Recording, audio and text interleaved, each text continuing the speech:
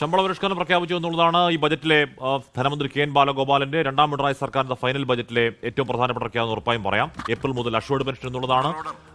DA കുടിശ്ശികയുടെ ആദ്യ ഗഡു അടുത്ത മാസം, ഒരു ഗഡു ഫെബ്രുവരി ശമ്പളത്തിനൊപ്പം നൽകും. അങ്ങനെ സർക്കാർ ജീവനക്കാരെ കയ്യിലെടുക്കാനുള്ള ഏറ്റവും സുപ്രധാനമായ പ്രഖ്യാപനം ശമ്പള പരിഷ്കരണ കമ്മീഷൻ പ്രഖ്യാപിച്ചു എന്നുള്ളതാണ്. കമ്മീഷന് 3 മാസമാണ് കാലാവധി. 3 മാസ കാലാവധിക്ക് ശേഷം അതിൽ വളരെ അതിവേഗം തീരുമാനത്തിലേക്ക് പോകും എന്നുള്ളതാണ്. 3 മാസം റിപ്പോർട്ട് നൽകണം. ആ റിപ്പോർട്ട് നൽകിയാൽ ആ ശമ്പള പരിഷ്കരണത്തിലേക്ക് പോകും എന്നുള്ളതാണ് ധനമന്ത്രി കെ എൻ ബാലഗോപാൽ അവതരിപ്പിച്ച ബജറ്റ് ഒരുപക്ഷെ ഏറ്റവും ശ്രദ്ധേയമായ പ്രഖ്യാപനം എന്ന് തന്നെ പറയാം. ബജറ്റ് അവതരണം 4ാമത്തെ ഏറ്റവും ദൈർഘ്യമേറിയ ബജറ്റാണ്. ബജറ്റ് അവതരണം പൂർത്തിയാക്കിയ സാധാരണഗതിയിൽ ധനമന്ത്രി കെ എൻ ബാലഗോപാൽ അങ്ങനെ ദൈർഘ്യമേറിയ ബജറ്റുകൾ അവതരണം നടത്താറില്ല. അപ്പോൾ ഇതിപ്പോൾ 4ാമത്തെ ദൈർഘ്യമേറിയ ബജറ്റ് പ്രസംഗമാണ്. ധനമന്ത്രി കെ എൻ ബാലഗോപാലിനെ അഭിനന്ദിക്കുന്നു ബാക്കി സഭാംഗങ്ങൾ. ആ ദൃശ്യങ്ങളാണ് സഭയ്ക്കുള്ളിൽ പ്രേക്ഷകർ കാണുന്നത്. 2 മണിക്കൂറിലധികം എടുത്ത ബജറ്റ് പ്രസംഗത്തിന് ശേഷം മുഖ്യമന്ത്രി പിണറായി വിജയൻ, സ്പീക്കർ ഒക്കെ അഭിവാദ്യം ചെയ്തുകൊണ്ട് സഭയിൽ നിന്ന് പോകുന്നു. ഇനിയുള്ളവരുടെ രാഷ്ട്രീയ പ്രതികരണമാണ്. സ്വാഭാവികമായും നിയമസഭാ തെരഞ്ഞെടുപ്പിൽ തൊട്ടുമുമ്പുള്ള ബജറ്റാണ്, കേവല പ്രഖ്യാപനങ്ങൾ എന്നൊക്കെ ആയിരിക്കണം പ്രതിപക്ഷത്തിന്റെ ആരോപണം. അത് അങ്ങനെ തന്നെയാണ്. എല്ലാ കാലത്തും ബജറ്റ് ആചാരം പോലെ അങ്ങനെ തന്നെയാണ് പ്രഖ്യാപനങ്ങൾ. ഇത് പിന്നെ ഇതിനുള്ള വിഭവങ്ങൾ എവിടെ നിന്ന് കണ്ടെത്തുമെന്ന സ്വാഭാവികമായ ചോദ്യം ഉണ്ടാകും. അത് നികുതി കുടിശ്ശിക പിരിച്ചെടുക്കൽ പ്രധാന വിഭവമാക്കിയാൽ എങ്ങനെയാണ് എന്ന ചോദ്യം നമുക്ക് സ്വാഭാവികമായും ഉണ്ടാകും. പക്ഷേ എന്തായാലും ധനമന്ത്രി കെ എൻ ബാലഗോപാലിന്റെ ഏറ്റവും നിർണായകമായ പ്രഖ്യാപനം ശമ്പള പരിഷ്കരണമാണ്. അതിനുശേഷം ഡിഗ്രി വരെയുള്ള വിദ്യാർത്ഥികൾക്കുള്ള പഠനം സൗജന്യമാക്കാനുള്ള ഏറ്റവും ചരിത്രപരമായ വലിയ ഒരു പ്രഖ്യാപനത്തിലേക്ക് കൂടി ധനമന്ത്രി കെ എൻ ബാലഗോപാൽ ബജറ്റിൽ പോകുന്നുണ്ട്. ഷഫീദ് റാവുത്തർ വിശദാംശങ്ങളുമായി ചേരുകയാണ്. ഷഫീദ്, തെരഞ്ഞെടുപ്പ് മുന്നിൽ കണ്ടുകൊണ്ടുള്ള ഒരു ബജറ്റ് ആണെങ്കിൽ കൂടെ പ്രായോഗികമായ ചില നിർദ്ദേശങ്ങൾ സർക്കാർ ജീവനക്കാരെ, സ്ത്രീകളെ, കുട്ടികളെ, വയോജനങ്ങളെ, എനിക്ക് തോന്നുന്നു രാജ്യത്തെ തന്നെ ആദ്യത്തെ ഒരു വയോജന ബജറ്റാണ്. ഒപ്പം തന്നെ ആർട്സ് ആൻഡ് സയൻസ് കോളേജുകളിൽ ഡിഗ്രി വിദ്യാഭ്യാസം സൗജന്യമാക്കിയിട്ടുണ്ട്.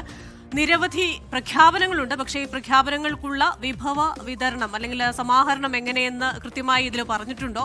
മൊത്തത്തിൽ സമഗ്രമായി നോക്കുമ്പോൾ ബജറ്റിനെ കുറിച്ച് എന്താണ് പറയാനാവുന്നത്?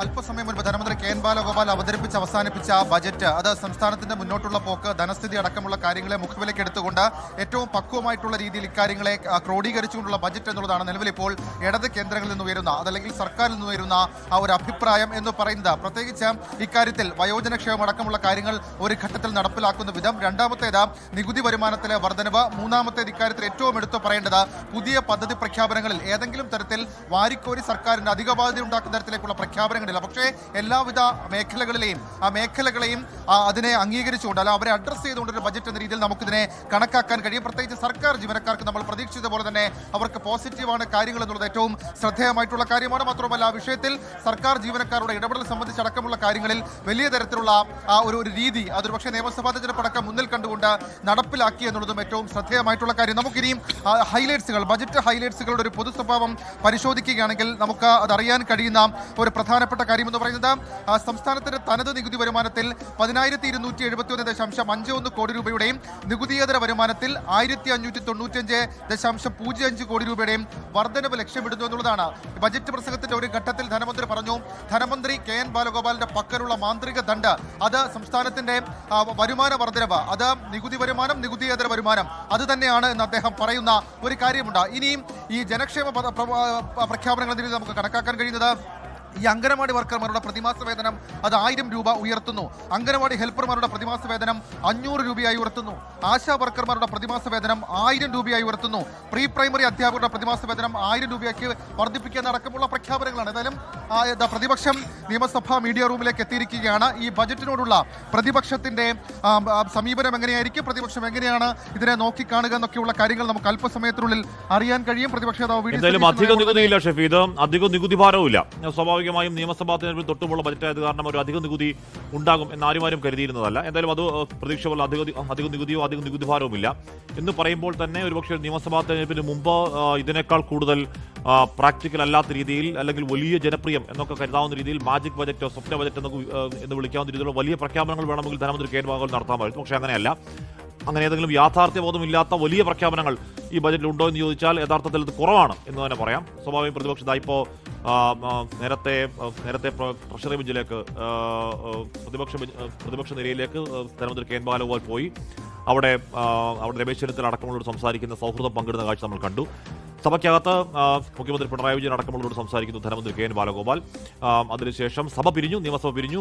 ഇനിയിപ്പോൾ രാഷ്ട്രീയ പ്രതികരണങ്ങളുടെ സമയമാണ്. അത് ബജറ്റ് പ്രസംഗത്തിന്റെ ദൃശ്യങ്ങളാണ്. ബജറ്റ് പ്രസംഗത്തിന്റെ പുസ്തക രൂപത്തിലുള്ള ദൃശ്യങ്ങളാണ് പ്രേക്ഷകർ കാണുന്നത്. പ്രതിപക്ഷം മീഡിയ റൂമിലേക്ക് എത്തിയിട്ടുണ്ട്. അല്പസമയത്തിന് അവരുടെ പ്രതികരണം വരാൻ പോകുന്നു. സ്വാഭാവികമായും എന്താകും ആ പ്രതികരണം എന്നൊക്കെ നമുക്ക് നേരത്തെ ഊഹിക്കാവുന്നതാണ്. കാലാകാലങ്ങൾ നമ്മളിത് ആദ്യമായി കാണുന്നതല്ല. കാലാകാലങ്ങളിൽ ഉള്ള ബജറ്റ് അവതരണവും അതിനുള്ള പ്രതികരണവും ഒക്കെ നമ്മൾ കണ്ട് ആ പ്രതികരണങ്ങളുടെ ചിലപ്പോൾ ഓരോ ലൈൻ പോലും നമുക്ക് ഹൃദയസ്ഥമായിരിക്കും.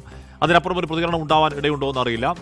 ഈ പറയുന്ന വിഭവ സമാഹരണം, വലിയ പ്രഖ്യാപനങ്ങൾ, കുറേയധികം വലിയ വമ്പൻ പ്രഖ്യാപനങ്ങൾ ഉണ്ടോ എന്ന് ചോദിച്ചാൽ ശമ്പള പരിഷ്കരണം, അഷ്വേർഡ് പെൻഷനും ഡിഗ്രി വരെയുള്ള വിദ്യാർത്ഥികൾക്ക് സൗജന്യ വിദ്യാഭ്യാസം എന്നതിനപ്പുറം മാരകമായ പ്രഖ്യാപനം ഉണ്ടോ എന്ന് ചോദിച്ചാൽ, അല്ലെ വലിയ പ്രഖ്യാപനം ഉണ്ടോ എന്ന് ചോദിച്ചാൽ ഉണ്ടോ എന്നറിയില്ല. ഇല്ല എന്ന് തന്നെ പറയാം. പക്ഷേ അല്ലാതെ കുറേയധികം തുക നീക്കിയിരിപ്പുകൾ, കുറേയധികം നമ്മൾ ഇതുവരെ കേൾക്കാത്ത മേഖലയ്ക്കൊക്കെ തുക നീക്കിയിരിപ്പുകൾ ഉണ്ട്. അപ്പോൾ അതിനുള്ള വിഭവം എങ്ങനെ സമാഹരിക്കും എന്ന ഒരു പ്രധാനപ്പെട്ട ചോദ്യം എല്ലാ ബജറ്റിന് ശേഷം ഉണ്ടാവുന്നതാണ് ആ വിഭവ സമാഹരണം. അതേസമയം തന്നെ കേന്ദ്രം നമ്മളെ വലിഞ്ഞു മുറുക്കാൻ നോക്കി. അങ്ങനെ വലിഞ്ഞു മുറുക്കാൻ നോക്കിയിട്ടും നമ്മൾ നമ്മുടെ രഹസ്യമായ വഴിയിലൂടെ എങ്ങനെ ഒരു പ്രതിരോധ കോട്ട തീർത്തു എന്നൊക്കെ ധനമന്ത്രി കെ എൻ ബാലഗോപാൽ പറയുകയായിരുന്നു.